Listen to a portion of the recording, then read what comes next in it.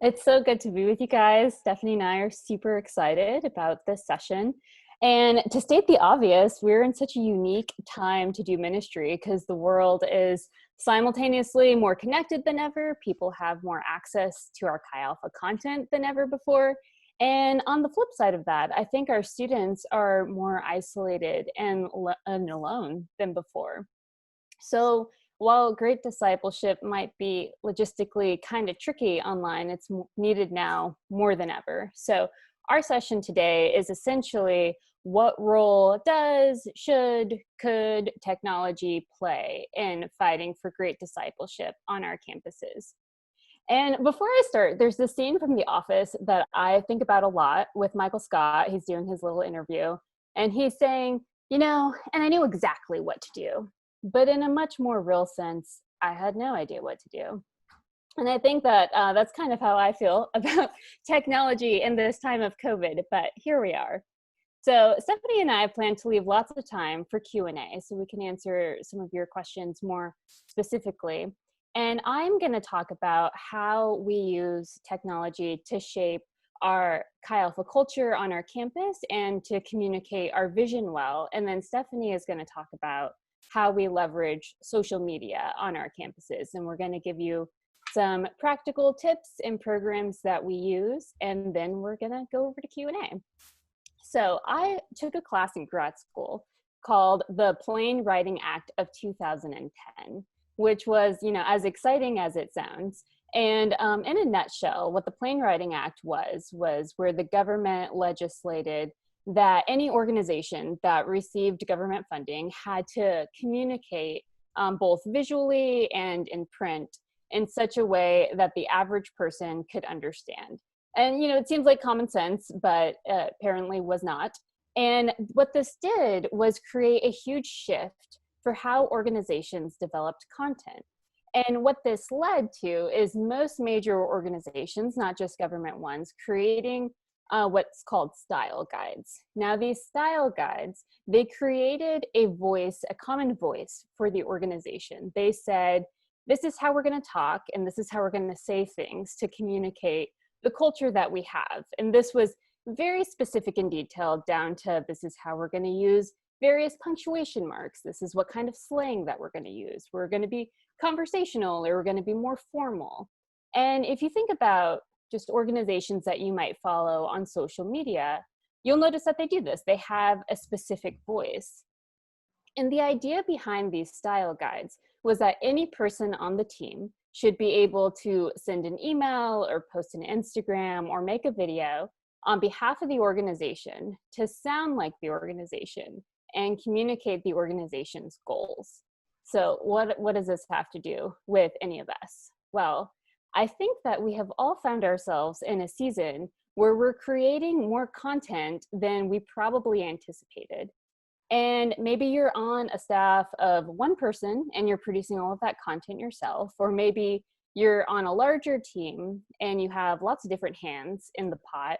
Whichever end of the spectrum that you're on, the most important thing before we start producing any content or utilizing any technology is to figure out, how do we represent our Chi Alpha culture online? What do you want your students to feel when they engage with your material? How are we going to communicate that?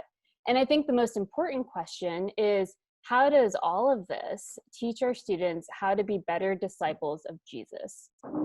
So what this looks like is, do you want to communicate to students that you're a whimsy group and you take Jesus seriously, but you don't take yourself too seriously? Or are you a cool hipster group who loves talking about Jesus, socially distant in coffee shops? Or do you lean more towards clarity and professionalism to hopefully appeal to the widest audience? And there's really no wrong answers for what we choose. And I think a really good secular example to think through is, car insurance. We have Geico, they're so quirky, they have the caveman and the geckos, and we love their commercials. And then you have Allstate that's, really serious. They just saved your family from an accident, and I would trust that Allstate guy with my life. And at the end of the day, I would trust both those companies for very different reasons to buy car insurance from either of them. And so I think the same way that we create a vision and a culture for our ministries, we create it in our online presence as well. And so I always ask the question, does what we're filming or what we're producing and the style that we're doing it in communicate the ethos of our community? And if you're anything like me, creeped on other Chi Alpha's weekly services once they went online. I know that was kind of fun to see what different Chi Alphas do. And you probably noticed that what made them successful was not that they had a great video editor on their team, but the way that they communicated the culture of their Chi Alpha well. And that's what makes us all feel warm and fuzzy inside when we watch this content.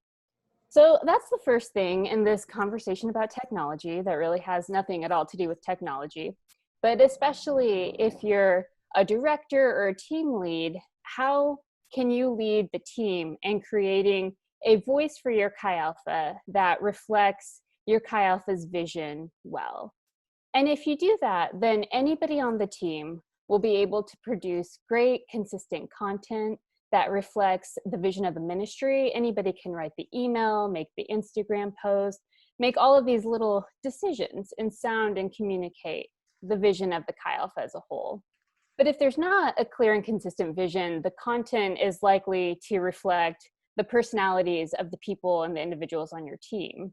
And that can be frustrating, I think. So as I've thought back through this past semester, here are some just thoughts, intentions that I felt, I'm sure teams felt, and I'm sure you guys have felt as well. The first of which is that, we're not content creators by trade. We're Chi Alpha pastors. And that's a hard tension because while we need to get stuck in the details and the weeds to produce great content, we also need those people on our team who are always going to ask, why are we doing this? Is this really helping us to fight for great discipleship on our campus, or is this just to get YouTube views? And it's that push and pull that takes this from being a whole team effort to just, a siloed project for somebody. So I think the first thing is to find that balance on this continuum between content and aesthetic. Because when we think about it, I think a lot of us have a leaning one way or the other. Either we care so much about content that we think the presentation's not that important. Like, I'm communicating the gospel and this is all that matters. And then there's the other end of that spectrum where you care so much about how something looks and is it done perfectly that the content just really isn't there and we can lose sight of the quality. And I think the hard thing that we run into is in a culture that so much is competing for such a limited attention span. Like, our attention spans were limited before COVID happened, and now they're just probably like 9 seconds long. But I don't think we can afford to lose sight of either of those things if we want to reach students with the gospel. So when it comes to content, we would never preach a sermon at our weekly services and without putting in the hard work of study and prayer. So we shouldn't produce content online with any less scrutiny. And then when it comes to aesthetic, we don't want the message of the gospel to get lost in sloppy design or delivery. And so a shift that I've personally made when I'm editing a service or a video or anything is not to ask, how can I make this look as cool as possible, but how can I remove as many distractions to give this message the greatest opportunity to be received? And that's not a mindset that I've always had, but I think it's so important. And I think the last point on aesthetic is it's not about just what looks good, but have we chosen the correct medium to communicate the things that we're trying to communicate? So, for example, is the content that we want to give best done in a video on YouTube or Instagram? Is it better as an email or an Instagram post or a PDF file, or all of the above or some of the above? And I think if I were to bring a scripture into this that I was thinking about a lot, it's where Paul says that we have to be all things to all people so that by all means we might save some. And obviously, Paul was not talking about leveraging technology here, but I think that's something that I think about and our team thinks about is how can we use technology in all of its different forms to hopefully make sure as few people fall through the cracks in this season as possible. And so some examples of that we've been doing is we made a devotional where we went through the Gospel of Matthew together. And so we tried to make a lot of our media, our Instagram posts, our videos, all kind of supporting that thing. And in our one-on-ones and in our core groups, we'd also try to kind of talk about the same things and as many different touch points as possible. And this leads to, I think, the biggest question and tension that I have is, does any of this even matter? Like, how do we know if these things that we spend so much time working on, how do we know that they're even working? And if you're anything like me, I really struggle with the idol of control. And I remember for me, especially when I directed without a team, it was tempting to spend so much time making content look great because it felt like something I could control. Like I could control designing things and I couldn't control at all, like how people received it. And I think it can be very tempting for us to spend time making videos or making Instagram posts and judging its success based on how many views it might get on Instagram. But I think to be intentional about students' spiritual formation in a time of COVID, these videos and podcasts and all of these things that we do need to be the supporting role to long distance discipleship. That's the goal in whatever capacity we can do it, is to disciple students. That's why most of us became Chi Alpha pastors. So to close my part, I think in a time of COVID, what is working is always changing. Videos were the thing that were great in the beginning because people could see our faces. It felt like we were maybe, together. And then we got so tired of screens really quickly. And so then podcasts are kind of the new fad, and who really knows what 2020 will throw at us next. But I think that flexibility and always mixing it up, even week to week, is so critical. We would have our services online virtually, like I'm sure a lot of you guys did, and we would notice our numbers dropping. So we were constantly thinking of what can we do differently to engage new students. And to be honest, that's a constant shift that we always have to do to accommodate the changing needs. And I'm sure that will continue for all of us in the fall. But at the end of the day, our superintendent here, Nick Furtado, said, the Great Commission is pandemic proof. Discipleship is pandemic proof, and technology is only as useful as it helps us accomplish these things. And so the last thing before I pass this off to Stephanie is that we've created a resource page for you guys, and I will share. Can I share a screen? I practiced this, but I don't know if I can share a screen. Let me see. I'm actually not great at Zoom, which is kind of funny. Let me see. Okay. I don't know if I can screen share here. Okay.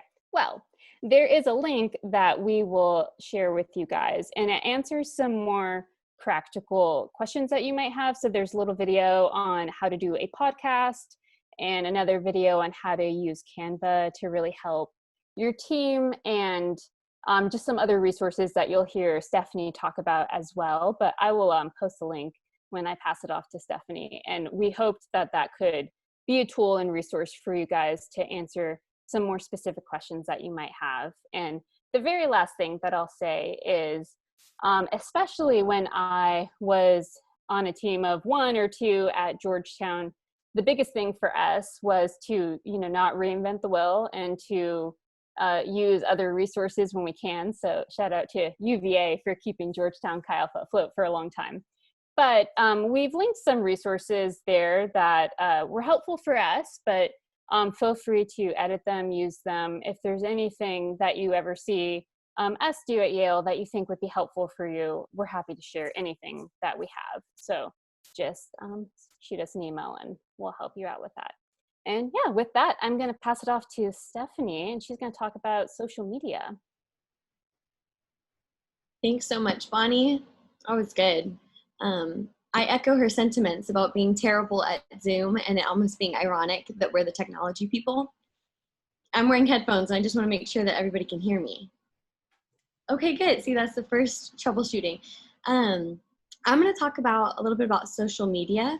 Actually, that's all I'm really going to talk about. I'll talk a little bit about what it looks like to utilize social media for promoting your ministry and getting people into your small groups.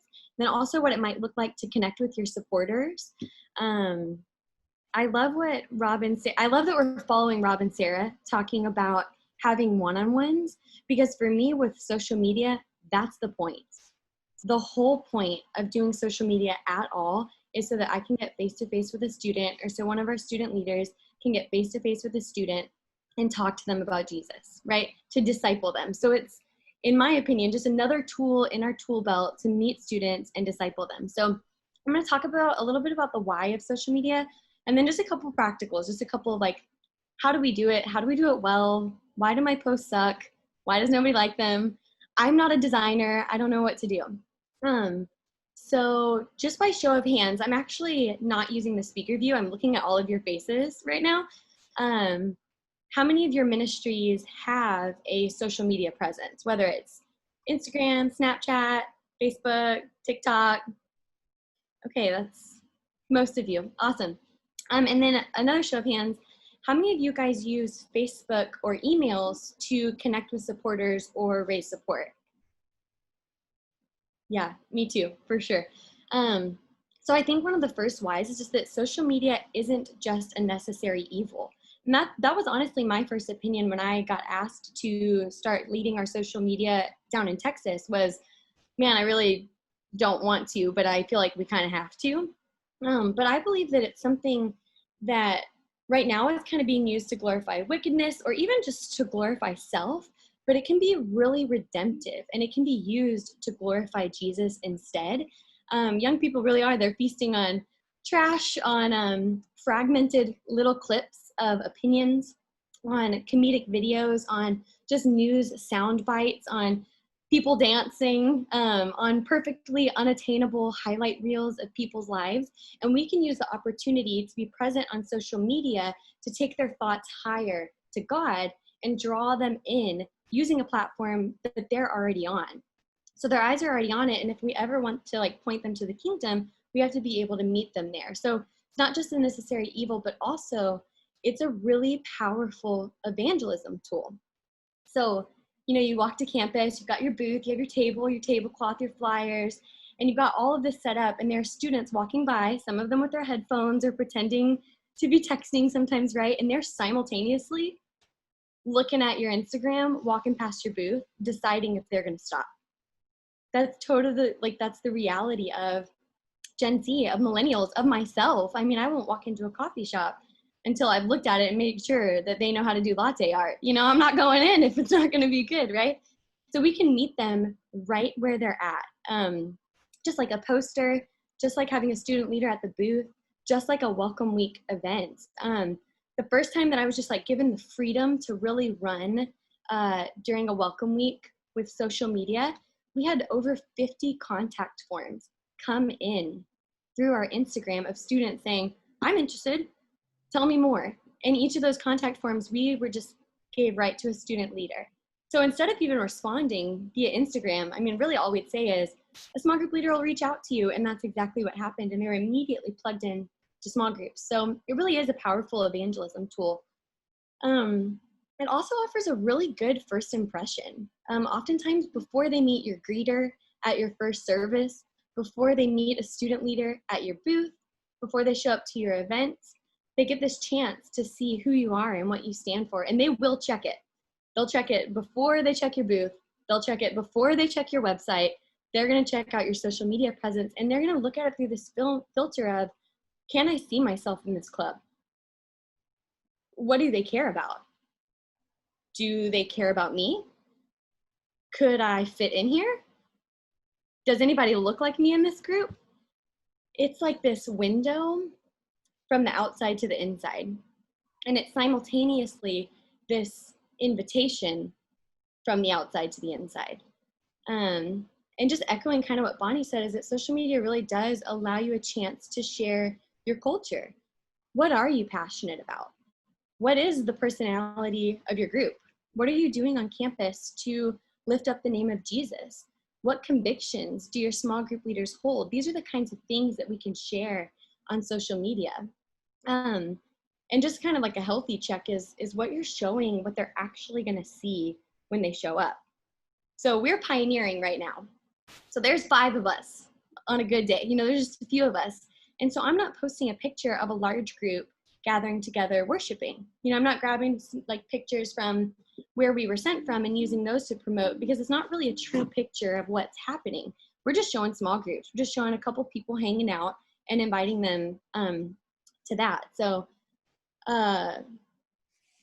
just like, I feel like in social media, we kind of get to share our culture, to promote our group, to like build our group, but also it's something that we really do when we're support raising, when we're writing our newsletters, and we can go more into that part like on the Q&A session, but more than just a checklist of like, this is what we're doing, and this is why we're great, and this is why you should keep giving us money. Instead, taking the chance to really share your heart, to share your convictions, to share who you are, not so much what you're doing, because it's you that people are investing in. It's you that people are going to be drawn to. So just like in social media, for building your group, it's the same way with, raising support. I think going to New York City, we had to raise kind of a bigger budget than we had in Texas. And I'm confident saying that we've raised at least $1,000 a month on social media alone.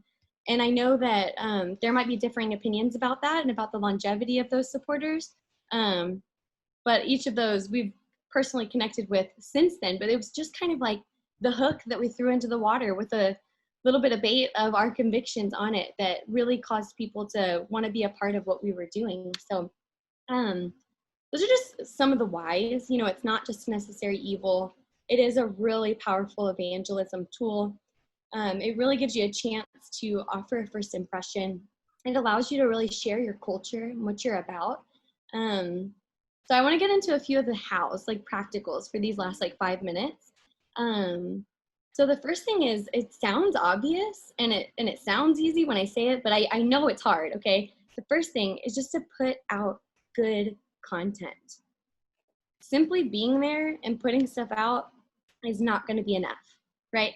Your booth, we all know, like a good day, I don't know if you guys call it booth or table or what, I've always called it the booth. If you're just sitting at the booth, you're not likely going to connect with any students, right? You just put 2 chairs behind it, you're just kind of hanging, watching people walk by, smiling and saying hi. You're most likely not going to connect with a student and end up discipling them and winning them to Jesus, right? But if you've got a game, if you've got some hot chocolate while it's cold, that's what Queens Chi Alpha does, and they're known as the Hot Chocolate Club right now. Hand sanitizer is what we were doing right before campus closed. People would walk by and I had a little spray bottle. I'm like, you want some hand sanitizer? If there's somebody there offering prayer, if there's somebody there reading Bible verses with people walking by, it's going to work a little bit better, right? Just being there isn't enough. And it's the same with social media. Just putting stuff out there isn't enough. It has to be good. You can't just throw a hook out without a worm, no bait, and hope to catch any fish, right? Our brains act as a filter, and our brains process images 60,000 times faster than text. So on our social media, photos are just going to get more engagement. Posting a photo of a small group hanging out is telling the brain, fun, friendship, happiness. You're lonely, you need friends, you're not very happy. All these things are just coming from just an image, just a decent image that you post. And that alone is going to get them to actually read your caption, because they're most likely not going to read it if they're not interested in the photo or the graphic. And then that's what invites them into a small group, much more than I would say like a random quote or a random photo, even if it is really beautifully designed, which will just kind of get scrolled right past. I mean, they're just doing this all day long. You're doing this all day long. Let's get real. Just like scrolling, tap, tap, tap, scroll, tap, tap, scroll, tap, right? Maybe reading, mostly just looking. So the first thing is, yeah, just to put out really good content. And I'll give you some practical apps and stuff like that that can help you in that area. One of the second kind of practicals was actually something I learned during my support raising training, and I've never forgotten it. And it is to use better words, not more words. And I am a rambler, and you may catch this as this session progresses. I think I just need to keep explaining so they understand why what I'm saying is important. But really, if we just choose to share potent and powerful words, we don't need to fluff them up and tell more things to make the point. So kind of our filter as we post is love finds a need and meets it. So everything that I'm posting, I'm thinking, is this serving my students, or is this just promoting myself? Is this just promoting our group? Am I just putting up a big billboard saying, look at us, we're awesome, we're a great group, join? Or am I saying instead, hey, you're coming to campus and you're looking for a place to belong and you haven't made any friends yet, and we just want you to know that small groups can really give you a place to call your home away from home. As opposed to, join our awesome small groups, they're great, right? We're gonna start a conversation, not just be a billboard. Instead of, hey, here's our next event, we hope you come, instead interact with them. I think what was said in the one-on-one session about people really longing to be known is so true. And along the lines of using better words, I'm gonna link a podcast actually for you guys, but it talks about avoiding adjective Tourette's. Just like, it's great, it's awesome, we're great, we're awesome, it's so wonderful, small group's the best. What do you actually mean when you say small group is awesome? Why is small group awesome? What did it do in your life? What did it do in your student leader's life? Why is your Chi Alpha service so great? What can I expect to find when I show up? So instead of just kind of using these adjectives, really taking the chance to share your convictions, to tell some stories, to drop a little bit of vision into their hearts. And then just a third little practical would be to utilize apps and good design. So we cheated a little bit. We hired somebody to like make us a design pack for City College Chi Alpha, and it came with colors and a logo and font, and I can actually drop their website if you want it. But we use all of that stuff whenever we're sending out our newsletters, whenever we're posting on social media, whenever we were designing our website. So everything's super cohesive across the board. And an app that I really love, I'm sure all of you guys use Canva. It's like the best friend for newsletters. So I won't even talk about it because I'm sure you're all so fluent in Canva. But an app that I've really loved is called Adobe Spark. It's best on mobile, and I have a Creative Cloud membership. So I pay $10 a month to Adobe. I can use Photoshop, I can use Lightroom, and I can use all of the Adobe apps, the premium versions. And so on Adobe Spark, you can actually upload all of your design colors, your design fonts, and your logos, and you can just scroll and pick a design that they've already made, and in the click of a button, you can apply your brand to it. So within 5 seconds, it's already your colors, it's your font, and it reflects you more than just a random post. I'm actually not gonna go into all the apps because Bonnie did post them, and I do wanna leave time for Q&A because I feel like we can kind of shoot arrows and guess what you guys need, but I'd rather you just ask. But the last thing I wanna say is, we picked Instagram. We just chose one app that we were going to be really good at and run with it. And if any of you guys know TikTok, I'd love to talk to you and learn. If any of you guys are good at Snapchat, I'd love to talk to you and learn. But we really ran with Instagram. And just some things that we've seen really work is following our school on Instagram. Rigo says in the chat that he's a TikTok star. So go ahead and drop your handle and we'll all follow you, Rigo. Follow the sororities and the fraternities at your campus. Follow your sports teams, like their posts, comment, way to go whenever they win. Follow your students, follow your staff members, etc. And kind of build a following that way because you'll show up in the Explore feed as you're interacting with other things that are already happening at your campus. And then also use hashtags and mix them up. The algorithm is constantly changing on Instagram, and so which hashtags might work won't always be the same, but I believe that the year that we had the 50 students come through with contact forms online was the year that we were really utilizing hashtags, just hashtag CCNY 2024. That's the freshman hashtag that's going to be coming in this fall. Hashtag CCNY student activities, hashtag CCNY. And then we always tag our location as the City College of New York or City College Quad, so that they're seeing our stuff show up when they're just kind of exploring what's going on my campus right now. So we're going to open it up for Q&A. I'd love to talk more about newsletters and social media. I know Bonnie is a pro with podcasts and with video and stuff, so any kind of questions you have like that. Jean, I think maybe I'll pass it to you to open up for questions. I think you're filtering all of them for us. Yeah. Okay. Can you hear me now? Good, classic. So I did see in the chat, as soon as we were mentioning your cover pictures for things, clickbait was mentioned. I do want to say your clickbait's usually negative, where you're giving a false impression. What we're talking about here is attention getters. And I would say YouTube has a lot of really good videos on how to set up the thumbnails to get that initial information. But one question I have, I'm assuming that when you're getting ready to post or make your video, you're not going out and taking new pictures necessarily for that particular moment.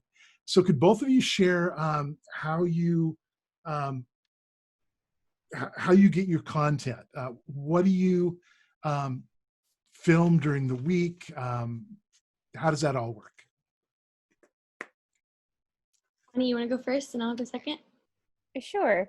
So like how we get our content to like edit the videos or? Yeah, or to put up on Snapchat or to put up in Instagram. I'm assuming you're not getting all of it right at the last minute as you're putting up the posts. Mm-hmm. Do you create a library? Do you start taking pictures? If you're at an event, what do you video? What do you take pictures of so you can use later? Yeah, that's a great question. Something Stephanie and I were talking about too, so I'm glad this came up, is thinking through convictions for when we take photos. Like, for example, at our worship services, like what moments are kind of just sacred and what moments are kind of available to take photos of students. And so I think that that's something we try to be cognizant of, not taking photos of people while they're praying or worshiping. I think the flip side of that is we're constantly realizing that we don't have as many photos as we think we do of students doing things, because we always forget to take photos. But I think that we use a lot of the person who does Instagram for us, Jenna, she has been posting like a lot of testimonies and stuff. So she'll ask students for photos that they've taken for Chi Alpha stuff or at events. And so that's been really good. And for our YouTube videos, we're really not creative with thumbnails or, drawing people in with our thumbnails. So I think that that could be something we could do better. I don't think people are scrolling through YouTube and seeing our content though and watching it. So, but yeah, we're kind of just, we put the title of our video as our thumbnail. And yeah, I'll let you speak more to the social media though. Yeah, I steal photos from students. If they post a photo that is awesome of their small group, I usually just will send them a DM and say, hey, can you send me that photo? I'd love to use it. Because honestly, a photo of one of your students is going to perform better and create more ownership and be more naturally shareable than a photo that you got on Flickr or from a stock of a mountain or a wave or the ocean or a forest and put Chi Alpha on top of it. That's not very personal to them. It doesn't mean anything to them, and it's not shareable. It's not something that they feel a sense of ownership of. When they see a picture of themselves, they're like, that's me, I'm in Chi Alpha, and then they share it, and then all of their friends see it, and it creates this kind of web of people getting connected. So yeah, I steal from our students, and I bring my iPhone everywhere. I think we all do. I know how to use a professional camera. I do photography as a hobby on the side, but the iPhone is so great. and it's so quick, and just carrying it around and snapping pics as things are happening is the way to go. And then I use apps like Photoshop Express on my phone. You can edit blemishes, you can brighten it, you can contrast it. So even if your picture didn't quite come out the way that you want it to, you can kind of sharpen it and make it look a little bit nicer. And I think that helps it perform a little bit better too. Bless you. Stephanie, you want to add to that? No, I think what Bonnie said about a conviction that we've both wrestled with for so long is, what are sacred moments? And how can we give a real glimpse to people of what's actually happening here without making people feel violated by taking pictures of them in intimate moments, or tempting them to perform in some way for a camera. We want to beware of selling intimacy, That's a conviction we invite you guys to wrestle through with your teams that we haven't quite landed on a solution for. Yeah. I've noticed that students are really self-conscious of cameras. They know where the cameras are in the room all the time. And so I'm really aware of that. So we've had questions about when you're trying to reach pre-Christians or people that are outside of your group. What are you thinking about? Are there any special considerations, or how do you target that group? Yeah, I just have one short thought on that. Whenever I first started doing social media, it was with a lot of oversight that I'm really thankful for, because I naturally made a lot of mistakes and had to delete posts and say I'm sorry and all kinds of things like that. But one of the best pieces of advice that I got was not using your words like you're only speaking to Christians, but telling people, no matter where you are on your spiritual journey, we're creating a place for you to flesh out those answers. So kind of thinking through, what are my audiences? What's my target audience is lost people on campus, or nominal Christians that aren't plugged in, or Christians that haven't found a group yet. My target audience isn't my small group leaders. It isn't my faithful small group members. So I'm not posting about, hey, we have a leadership meeting on Thursday. I'm texting that to my people. So just kind of keeping in mind, who my audience is. Anything to add to that, Bonnie? No, I think that was really well said. The only thing I would maybe add is, I know something that our staff person, Jenna, does is she follows or she searches the Yale 2024 hashtags and will kind of scope out the Christians and follow them. And so I think that that's been really good in helping us connect with Christian students. And we even had one come to our summer Zoom service. And so that was just a super cool, because for us, a lot of our, welcome week activities and end of the year connecting with incoming students was canceled. And so I thought that was a really neat idea. Great. So it was asked, what kind of pictures would you recommend when you're pioneering in that situation, or what would you begin to speak to? And I just make one comment that I've had with feedback from churches, because a lot of churches open up and they put out flyers and things like that. And one of the feedbacks for a lot of them is when people get them, they feel like it's aspirational. It's what the group wishes they'd be, but not necessarily who they are. And so what would you say, you're coming into a new situation, you're pioneering, what kinds of things would you choose? And that's kind of a relevant question for you at this point. Go for it. Cool, I'll speak into that. Well, we're in the middle of that. So any advice you guys have, I will take it. Please let me know what has worked for you. At this point, we're just sharing very slowly who we are. We're not hitting it really hard on social media, to be honest, just because that's not how we want to begin, if that makes sense. I haven't really articulated this before. We want to build relationships with people first, and try to meet them face to face, and kind of allow a social media presence to grow really organically and slowly these first couple of years.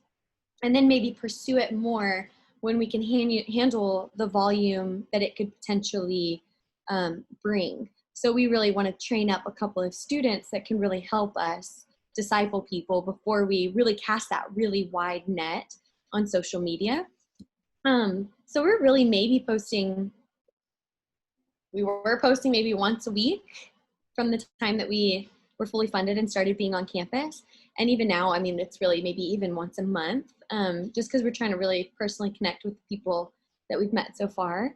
We are thinking through what it'll look like in the fall with not being able to be on campus, but still wanting to start a small group, and how to kind of catch people that way. And so we really will just promote small groups. We will share pictures of game nights that we're having with our team, stuff like that, just really small interactions. We won't share photos of large worship services. I spoke to that a little bit earlier. We won't share something that's not actually happening. And yeah, what we hope to be in 5 years, like you said, Jean, like we're just going to talk about this is who we are right now. We're 2 small groups of guys and girls that are just reading the Bible together and trying to, figure out how to walk with Jesus as university students. So just things that kind of share that culture. Yeah, that was a great answer. I have absolutely nothing to add. That was really so wise. I'd also say that in the mix, Chi Alpha exists as a larger organization.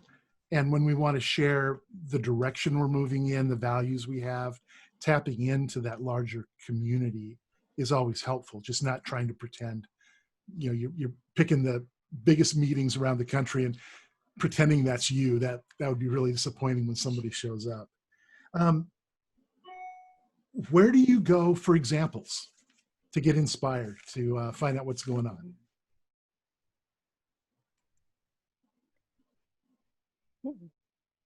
I go to Pinterest a lot for graphic design examples.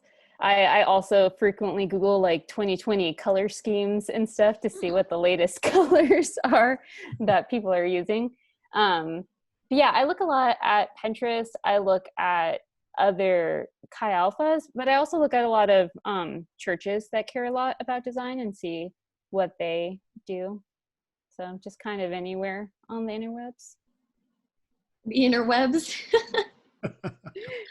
That's funny. Yeah, I do the same. I follow all of you in the Northeast, or at least I'm trying to, on our social media to learn from you and what's working here. I know what works in Texas. I don't know what works in New York City. So I'm learning from all of you. I follow churches that are doing really well and try to adapt that to our culture. I don't think that we should ever try to copy something that's working, because it really just may not be reflective of, who we are. But yeah, I also use Pinterest and follow other accounts that are doing a good job. Yeah, one place I go, especially on YouTube, is in different topics. There's people out there that, it may be technology, it may be working your business area, but they have a style that attracts people in and is something I could very much see myself do. And finding examples like that out there of people who get a good following, but they're not doing it because they're glitzy. I've just found a lot of people can talk to the screen and be really earnest. And that's really encouraged me at times to realize I don't necessarily need to perform a lot in cases. Yeah. And No, I think, sorry. I think to echo that, especially as we've put content on YouTube and Instagram, I'm not 18 anymore, but we have some young YouTubers that are at Yale, and I've watched a lot of their videos to see like how they do things and how they edit, because it would be very different from how I would naturally edit. And so that's been kind of fun to just spend a lot of time watching YouTube videos, but it actually has been helpful to see the style that they use, because they know how to engage with their age demographic really well. Yeah. one thing I'd also encourage is for some groups, this is a great ministry opportunity for students that are getting involved in your group. You've got great teaching moments when you help them think through what they should communicate, they shouldn't communicate, and it gets them thinking about the ministry of the group. So maybe some folks that aren't ready to be small group leaders yet, this is a place they can become involved. It's a place, if you've got some good leadership there, that new students can get involved to get their foot in. But I would just encourage that there's a staff person assigned to that, because there's so many ways it could spin out of control, and there's going to be so many really good teaching moments. But without the teaching moments, it could become chaos, and it could actually become a detriment to your ministry. But it's a great opportunity to get your students working and being ministry oriented, and work them from one step to the next. Mm-hmm. So as we close out, any last words here? Yeah, I've got one last thought, and it's just about newsletters. We support several missionaries, and I don't think any of them are in the Northeast, so it's okay to say this. If it was based solely on their newsletters, we wouldn't.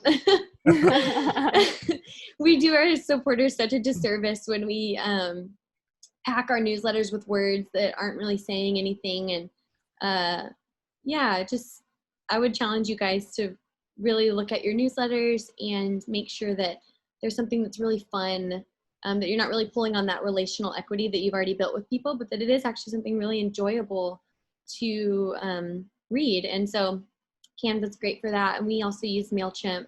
When we were itinerating, we just started collecting emails, and we send our newsletter to 500 different people, just still casting that out, trying to raise our support. But